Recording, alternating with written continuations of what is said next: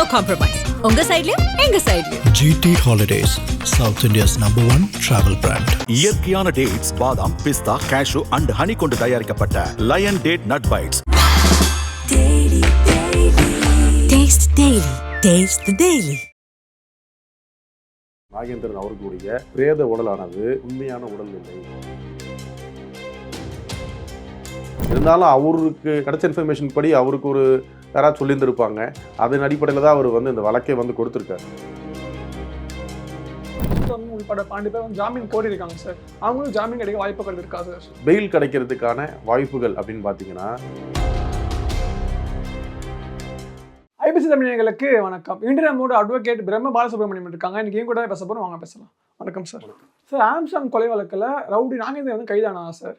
சமீபமாக பார்த்தீங்கன்னா உடல்நிலை சரியில்லை அப்படின்னு இறந்துட்டாங்க சார். இப்போ என்ன சொல்ல வராங்க அப்படின்னா, ரவுடி நாகேந்திரன் வந்து சாகவே இல்லை, அவர் வந்து பிளாஸ்டிக் சர்ஜரி பண்ணி அரசு தப்பிக்க வச்சுட்டாங்க அப்படின்னு குற்றச்சாட்டை முன்வைக்கிறாங்க சார். ஆம்ஸ்ட்ராங்கோட தம்பி, இது எப்படி சார் நீங்கள் பார்க்குறீங்க? ஏற்கனவே பார்த்தீங்கன்னா ஒரு அண்ணன் மறைந்த ஆம்ஸ்ட்ராங்கருடைய வழக்குன்றது பார்த்தீங்கன்னா ஒரு ஓராண்டுக்கு மேலே தொடர்ந்து போய்கிட்டு இருக்கு.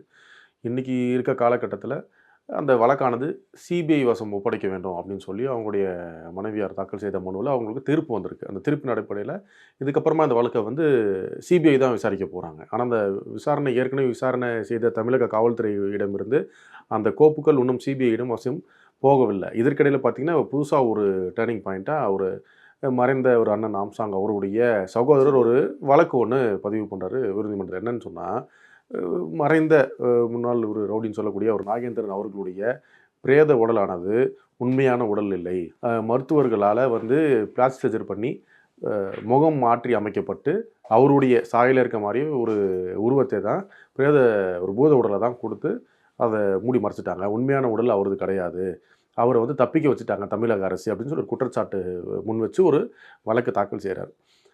இந்த வழக்கு வந்து பார்க்கும் பொழுது எல்லாருக்கும் ஒரு ஆச்சரியத்தை வந்து உண்டாக்குது. ஏன்னா கிட்டத்தட்ட ஒரு 20 ஆண்டுகளுக்கு மேலாக சிறைச்சாலையில் இருந்தவர் தான் அவர் மறைந்த ஒரு நாகேந்திரன்றவர்.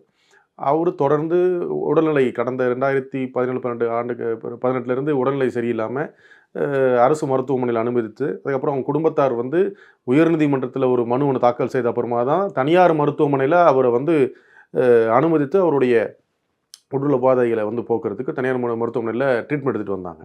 இதற்கிடையில்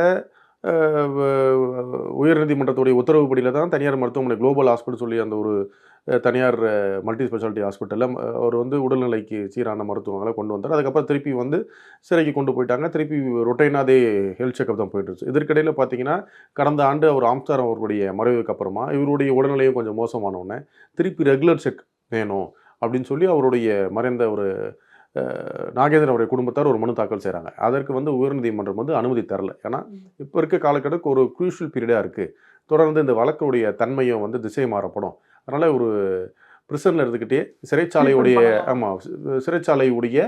மருத்துவர்களாலேயே அவருக்கு ட்ரீட்மெண்ட் தரணும்னு சொல்லிட்டு தான் அவங்க உத்தரவு போட்டாங்க. அதனால் அவர்களுக்கு வந்து தனியார் மருத்துவமனையில் இந்த ட்ரீட்மெண்ட் கொடுக்கறதுக்கான வாய்ப்புகள் கிடைக்கல.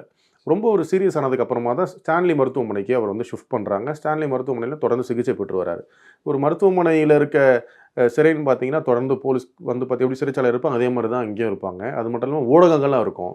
அந்த மாதிரி ஒரு நபர் அவ்வளோ ஈஸியாக ஷிஃப்ட் பண்ணி இந்த ஃபேஸ் இது வந்து மாற்றுறாங்க, பிளாஸ்டிக் சர்ஜரி பண்ணுறாங்க, அதெல்லாம் வந்து இந்த ஆங்கில படத்துக்கு வந்து ஒத்துருமே தவிர்த்து நம்ம இந்தியாவிலோ இல்லை நம்ம தமிழ்நாடு ஒரு சென்னையில் வந்து குறிப்பிட்டு வரல. பிளாஸ்டிக் சர்ஜரின்ற போது கைண்ட் ஆஃப் சர்ஜரி, ஒரு கண்களை கீழே இருக்க அந்த சதைகளை மாற்றுறது, அதுக்கப்புறம் அந்த நோஸ் சர்ஜரி பண்ண இயர் சர்ஜரி பண்ணுறாங்க, அப்புறம் ஃபேஷியல் ஸ்ட்ரக்சரை மாற்றி அமைக்கிற சர்ஜரிஸ் வந்து நம்ம ஊரில் வந்திருக்கே தவிர்த்து மொத்த முக அமைப்பையும் மாற்றி அமைக்கிற அளவுக்கு வரல. அப்படி இருந்தாலும் ஒரு நபரை எடுத்து இவங்க கொண்டு வந்து, அதுவும் அரசாங்க மருத்துவமனை, அரசு கீழே இருக்க மருத்துவமனை, அவ்வளவு காவலர்கள் இருக்கிறதுக்கு முன்னாடி ஒருத்தர் வந்து டபுள் பாடி பண்ணுறதுக்கான வாய்ப்புகளும் சாத்தியங்களும் இல்லை.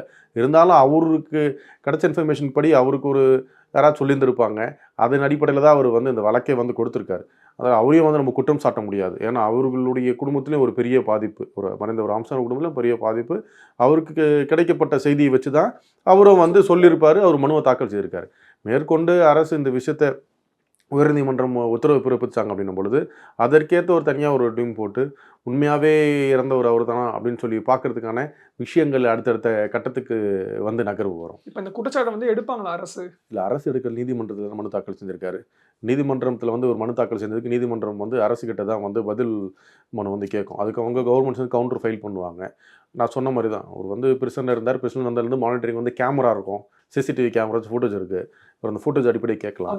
அந்த ஆதாரமாக வந்து அரசு அந்த சிசிடிவி ஃபுட்டேஜையும் வந்து கொடுத்தது மட்டும் இல்லாமல் அங்கே இருந்த காவலர்கள் யாரெல்லாம் பணியில் இருந்தாங்க, அந்த காவலர்கள் வந்து மெயின்டைன் பண்ணக்கூடிய ஜென்ரல் டைரின்னு சொல்லி தினமும் வந்து ஒரு காவலர் வந்து பணியில் இருக்கார், இந்த மாதிரி ஒரு சிறைவாசி மருத்துவமனை வந்திருக்காருன்னா அவர் காலையிலேருந்து என்ன ரொட்டீன் பண்ணார் என்ற இதெல்லாம் வந்து அவங்களுடைய மேலதிகாரிகளுக்கு சொல்லணும். அந்த டாக்குமெண்ட்ஸ்லாம் வந்து அரசு தரப்பில் அதுவும் சிசிடிவி ஃபுட்டேஜும் வந்து கொடுப்பாங்க. இது இல்லாமல் ஆய்வு செய்த நீதிமன்றம் அதுக்கப்புறமா உத்தரவு இந்த வழக்கு வந்து பெறும். அதே மாதிரி அஸ்வதாமன் உள்பட 12 பேர் வந்து ஜாமீன் கோரி இருக்காங்க சார். அவங்களும் ஜாமீன் கிடைக்க வாய்ப்புகள் இருக்கா சார்?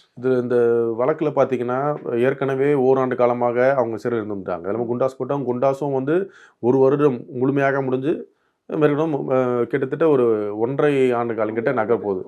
இப்போது வந்து அவங்களுக்கு பெயில் கிடைக்கிறதுக்கான வாய்ப்புகள் அப்படின்னு பார்த்தீங்கன்னா, இது தமிழக அரசால் இந்த சார்ஜ் ஷீட் ட்ரையல் நடந்துட்டு இருக்கும் பொழுது இந்த வழக்கு வந்து கொஞ்சம் சென்சிட்டிவ் கேஸு. ஸோ ட்ரையல் நடக்கிற வரைக்கும் இவங்க பெயில் வந்து நீதிமன்றம் அனுமதிச்சு அப்படின்னா இவங்க வெளியே போய் சாட்சிகளை கலைக்கிறதுக்கான சந்தர்ப்ப சூழ்நிலை ஏற்படும்.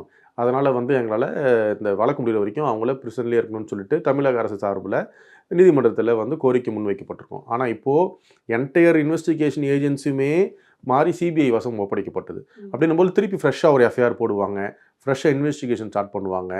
அப்போது காலதாமதம் இன்னும் அதிகமாக தான் ஆகும். ஸோ அந்த மீன்வெயில் வந்து இவங்க குற்றவாளிகள்னு சொல்லி ஃபிக்ஸ் பண்ணி தான் நம்ம தமிழக அரசால் வந்து ஒரு சார்ஜ் ஷீட் போட்டு ஃபைல் பண்ணி கோர்ட்டில் சமர்ப்பிச்சிருக்காங்க. இப்போ திருப்பி ஒரு சிபிஐ வசமிடம் இந்த வழக்கு போச்சுன்னா அவங்களோட விசாரணை தன்மையும் கோணங்களும் வேற மாதிரி இருக்கும். ஸோ இவங்க தான் உண்மையான குற்றவாளி அப்படின்னு சொல்லி தமிழக அரசு வந்து ஃபிக்ஸ் பண்ணி அவங்கள அரெஸ்ட் பண்ணி ரிமாண்ட் பண்ணியிருக்காங்க, சார்ஜ் ஷீட்டை ஃபைல் பண்ணிட்டாங்க. இப்போ சிபிஐ இடம் திருப்பி இந்த விசாரணை வரும்பொழுது சிபிஐ வந்து இப்போ இருக்கக்கூடிய இந்த வழக்கில் இருக்கக்கூடிய நபர்கள் மட்டும் இல்லாமல் சில நபர்களை சேர்க்கவும் செய்யலாம், இல்லை இந்த வழக்கில் இருக்க நபர்கள் வந்து இவங்க வந்து உண்மையான குற்றவாளிகள் இல்லைன்னு சொல்லி நீக்கவும் செய்யலாம். ஸோ அதனால் வந்து சிபிஐயோடைய இன்வெஸ்டிகேஷன் டைம் இன்னும் எடுக்கும். ஸோ அது வரைக்கும் உண்மையான குற்றவாளின்னு சொல்லி இவங்களை வந்து வச்சுக்கக்கூடிய காலத்தினால இவங்களுக்கான மேண்டேட்டரி பெயில் கொடுக்க வேண்டிய காரணமாயிரும். அப்போ அவங்களுக்கு பெயில் கொடுத்து தான் ஆகணும். ஏன்னா ஒருத்தர் வந்து நிரபராதியா இல்லை குற்றவாளியான்னு தெரியாமல் எவ்வளோ நாள் ஒருத்தர் வந்து சிறையில் வந்து அடைச்சி வச்சிருக்க முடியும்? ஏன்னா அவங்களுக்கு அது கான்ஸ்டியூஷன் ரைட் வந்து சொல்லுது.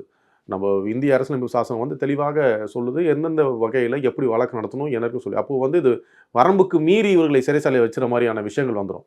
இதுவே தமிழக அரசு போட்டிருந்த அந்த சார்ஜ் ஷீட் மூலமாக ட்ரையல் நடந்துருந்துச்சுன்னா இவர்கள் இப்போ வெளியே ஜாமீனில் வெளியே வந்துட்டாங்கன்னா கண்டிப்பாக சாட்சியங்கள் எல்லாத்தையும் வந்து கலைச்சிடுவாங்கன்ற ஒரு அறிக்கையோ இல்லை கோரிக்கையோ நீதிமன்றத்துக்கு வைக்கிறதுக்கு ஆனால் அதிக சாத்தியக்கூறுகள் இருந்திருக்கும். அதாவது தமிழக அரசு நடத்திருந்தான். இப்போது இந்த கோப்புகள் அனைத்தையுமே வந்து சிபிஐ வசம் போகிறனால இந்த வழக்குடைய தன்மையுடைய கோணங்கள் மாற செய்யும். ஏன்னா இப்போ இந்த சொல்லக்கூடிய இந்த நபர்கள் எல்லாருமே இந்த வழக்குக்கு அவங்களும் சம்மந்தம் இல்லை அப்படின்னு அவங்க விடுவிக்கவும் படலாம் சிபிஐ மூலிமா. இல்லை இந்த நபர்கள் மட்டும் இல்லாமல் இன்னும் மேற்கொண்டு நபர்களும் இருக்காங்க, சிபிஐ மூலிமா ஆடும் ஆவாங்க. ஸோ அது தன்மை வந்து 6 மாதமோ இல்லை 1 வருடமோ அப்படின்னு சொல்கிறதுக்கான டைம் நம்ம சொல்ல முடியாது. ஏன்னா சிபிஐ விசாரணை என்னும் பொழுது நிறைய வழக்குகள் இருக்குது, 20-30 ஆண்டு காலமாக பெண்டிங் இருக்க வழக்குகளாக இருக்குது. ஸோ அவ்வளோ ஆண்டு காலம் அவங்கள வந்து குற்றம் கூட சொல்லாமல் உள்ள பிரிசல் வைக்க முடியாது. ஏன்னா ஒரு மர்டர் கேஸ் லைஃப் சென்டென்ஸ் கொடுக்குறாங்க அப்படின்போது single life sentence 15 years and above நீதிமன்றம் சொல்கிறது. ஒரு லைஃப் சென்டென்ஸ் கொடுத்துட்டாங்கன்னா இவங்க இந்த வழக்கு முடிச்சு போகிற ஒரு 5-6 இயர்ஸ் இந்த வழக்கு தன்மை போகிற வரைக்கும் பிரச்சனை இருந்தாங்கன்னா அப்போ அதுலேயே அவங்க பாதி காலம் அதுலேயே கழிச்சிடுறாங்க இல்லையா? ஸோ சிபிஐடைய டைம் இருக்கனால இவங்களுக்கான வாய்ப்புகள், அதாவது பெயில் கிடைக்காத வாய்ப்புகள் அதிக சாத்தியக்கூறு இந்த வழக்கில். நவம்பர் 10 அப்புறம் நவம்பர் 11 சொல்கிறேன்னு சொன்னாங்க. மேபி அப்படின்னு வந்திருக்கா சார்? இல்லை, அது கேஸ் ஸ்டேட்டஸ் வந்து கவுண்டர் கொடுத்துட்டு அதுக்கப்புறம் அவங்களுடைய போலீஸ் சைடு ரிப்ளை வந்து நீதிமன்றம் கேட்பாங்க, அவங்க சைடு வந்து கொடுத்துருவாங்க. கொடுத்த அப்புறமா நீதிமன்றம் கொடுக்கக்கூடிய உத்தரவு தான் இருக்குது. அந்த உத்தரவு வந்ததுக்கப்புறமா தான் மீதி விஷயங்கள் தெரியும். இப்போ வந்து சிபிஐக்கு வந்து மாற்றிருக்காங்க சார். எந்த அளவுக்கு இந்த கேஸை சீக்கிரமாக மூவ் ஆகும்? இல்லை, இப்போது சிபிஐ வசமிடம் இந்த வழக்கு போனதுக்கப்புறம் இன்னும் கோப்புகள் வந்து சிபிஐயிடம் தமிழக அரசு ஒப்படைக்கப்படலன்னு சொல்லி குற்றச்சாட்டு சொல்கிறாங்க. இப்போ இதுவே திருப்பி அவங்களோட டைரக்ஷனில் contempt of the court move பண்ணாங்க அப்படின்னும் பொழுது ஆட்டோமேட்டிக்காக எந்தெந்த அதிகாரிகள் இந்த கோப்புகள் வந்து தரலையோ அவங்க மேலே நீதிமன்ற அவமதிப்பு நடவடிக்கை ஏற்படும். ஏன்னா நீதிமன்றத்தை இவங்க அந்த உத்தரவு வாங்கியிருக்காங்க. அப்போ நீதிமன்ற உத்தரவு வந்து பின்பற்றாத அதிகாரி மீது நீதிமன்றம் வந்து தானாக முன்வந்து அவங்க மேலே ஒரு ஆர்டரும் போடலாம். இல்லை இவங்க கண்டெம்ட் ஆஃப் தி கோர்ட் போட்டாங்கன்னா அந்த குறிப்பிட்ட அந்த அதிகாரி வந்து நீதிமன்றத்துக்கு பதில் சொல்கிற மாதிரி ஆயிரும்.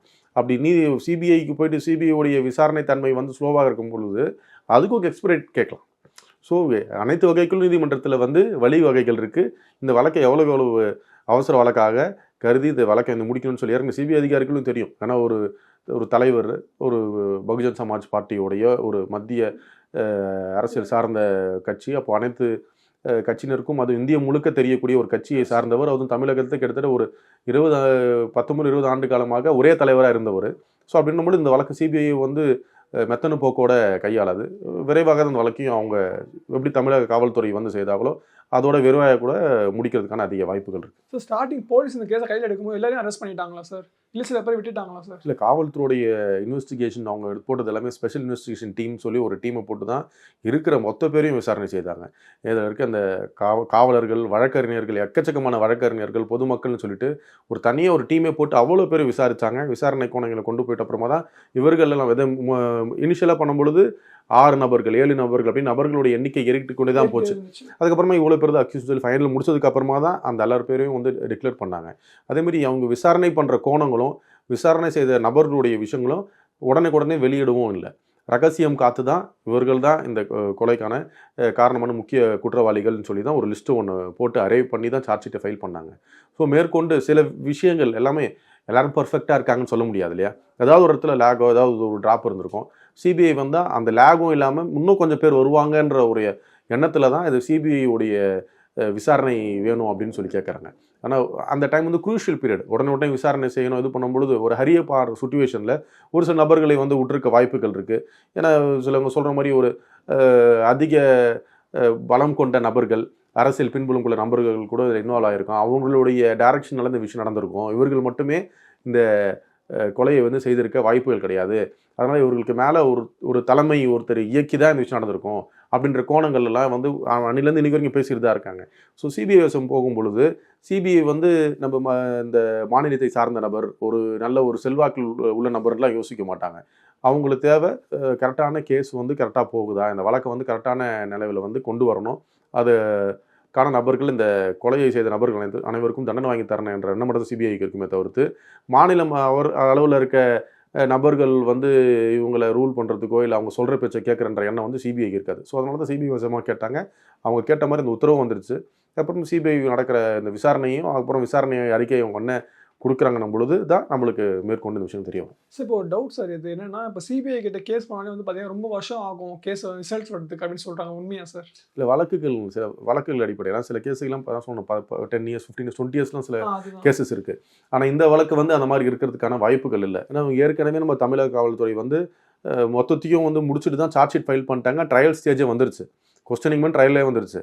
இப்போ சிபிஐ கிட்ட போகும்பொழுது அவங்களுக்கு இது ஈஸி தான். ஏன்னா ஏற்கனவே நம்ம தமிழக காவல்துறை வந்து விசாரணை செய்து முடிச்சுட்டாங்க. இது எங்கெல்லாம் லேக் விட்டுருக்காங்கன்னு சொல்லிட்டு அந்த பேப்பர்ஸ்லாம் மட்டும் அவங்க பார்த்துட்டு திருப்பி மறு விசாரணை செய்யும் பொழுது இவங்க விசாரணை செய்த நபர்கள் எல்லாரையும் கூட்டு திருப்பி மறு விசாரணை செய்யும் பொழுது அதில் அவங்களுக்கு ஏதாவது ஒரு சந்தேகம் ஏற்பட்டுச்சுன்னா அந்த நபர்களையும் கூட்டு விசாரிச்சுட்டு உண்மைத்தன்மையை பார்த்து அவங்க அந்த வழக்கை வந்து சீக்கிரமாக முடிக்கிற வாய்ப்புகள் இருக்கு. ஸோ நிறைய விஷயம் பகிர்ந்துக்கிட்டீங்க. உங்கள் நேரத்தை எங்களுக்கு செலவிட்டதுக்கு மிக்க நன்றி சார்.